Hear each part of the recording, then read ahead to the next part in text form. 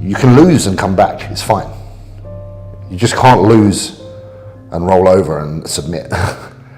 Loss is part of life, and loss teaches you a lot. It builds resilience, it builds fortitude. It lets you know if you really love something, it lets you know if it's actually for you. Because if you lose at something and you're like, I don't really enjoy this anymore, was the love just geared towards I love winning, or was it geared towards the bigger picture that I love what I do?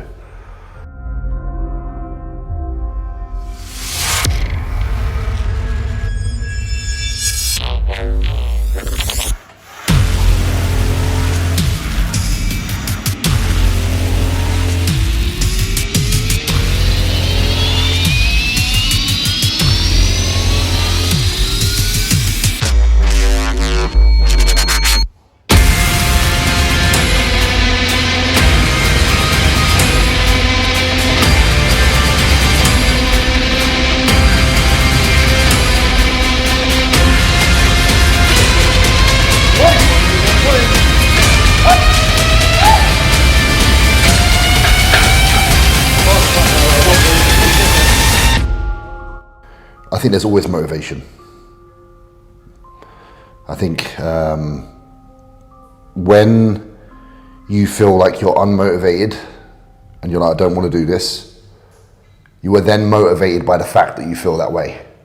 You're then motivated by that I don't want to be a quitter, I don't like that I feel like I shouldn't try, so I'm going to try.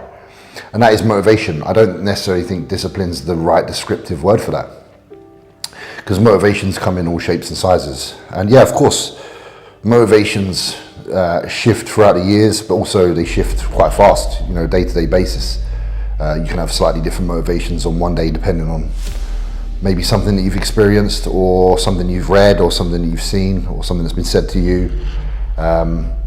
There is no one linear reason for motivation. Motivation is a sense of self worth and wanting to have value. And even when you think that you are worth nothing, there's a small part of you that says, no, I'm not going to listen to that. I am worth something. And that is motivation. That not wanting to retire yourself, not wanting to quit, not wanting to say I'm done, is motivation.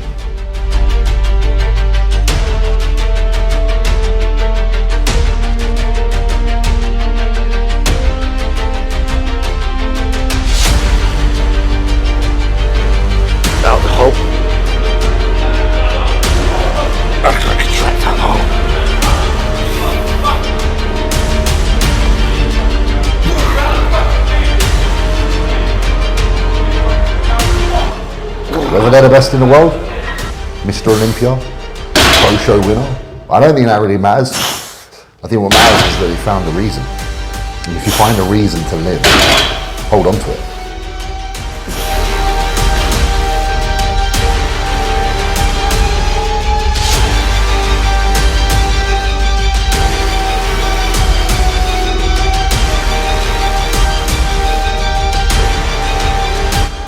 You explore the thought of what will happen if you don't, and if that makes you uncomfortable, then the way I kind of see it is that it's making you uncomfortable for a reason, because there's a part of you that can't validate your exit yet, and that's a motivation.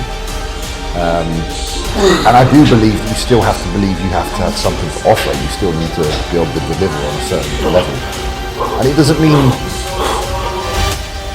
Take for example the show that just happened, okay, so we just had the Tampa Pro. There's guys in there that are incredible, Olympians that didn't place in the show. And they should not feel any less capable because of that show. Because at the end of the day, someone has to win. You can only pick one person.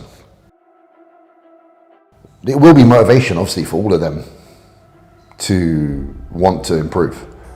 And that will always pay off, because wanting to be better is always going to be something that helps you become a better person.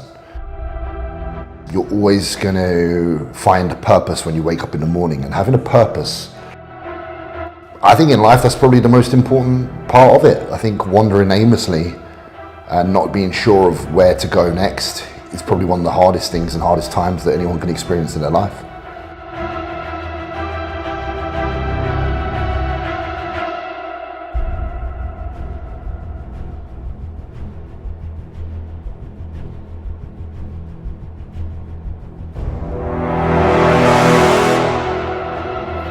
Bodybuilding or bodybuilding aside, that's something that's probably present in the walks of life. Purpose. Now, what's my purpose? My purpose is to take myself as far as I can go. My purpose is to refuse to give up. And I'm fine with that, you know. It's, from the outside, you're always going to have people that are saying this person should be done. But there are so many people out there that if they didn't have that personality of wanting to keep trying, they would find themselves in a place where they're not sure where they should be. And it's healthier to have a purpose, and it's healthier to have a drive, and it's healthier to have a goal than to not.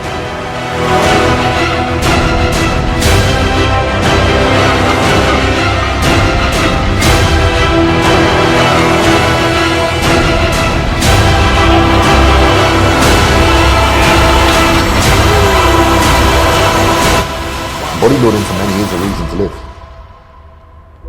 You get up, you have structure, you're working towards improving yourself in some regards. You have a certain level of control over your life, which makes you feel better because a lot of things in life you don't have control over. Bodybuilding is one of those ones where you have quite a lot of control. You control your nutrition, you can dictate your training, you can determine your split, you can choose your training partners, you can choose your gym to a degree. So that level of control is something that gives a lot of people relief and helps them live a better life. And that's something that's universal across all people that go to the gym, whether you're, like I say, trying to be the best bodybuilder in the world or not. It doesn't really matter, because there's a connection that we all kind of have towards this place and this thing that is beyond just championship titles. Now, to be the best in the world, of course you're wired a little bit differently. You're wired where your focus is so acute to that goal, you're so zoned in on being the best. It can only be possible for those kind of people to ever achieve that.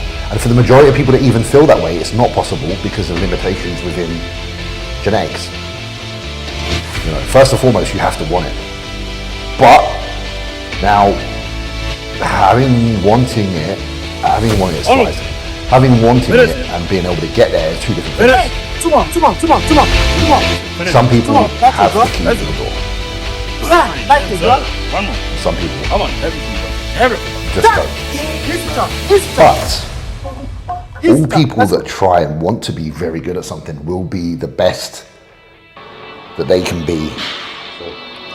And the best that they can be can still offer them a certain level of pleasure from the endeavor. Welcome to the stage.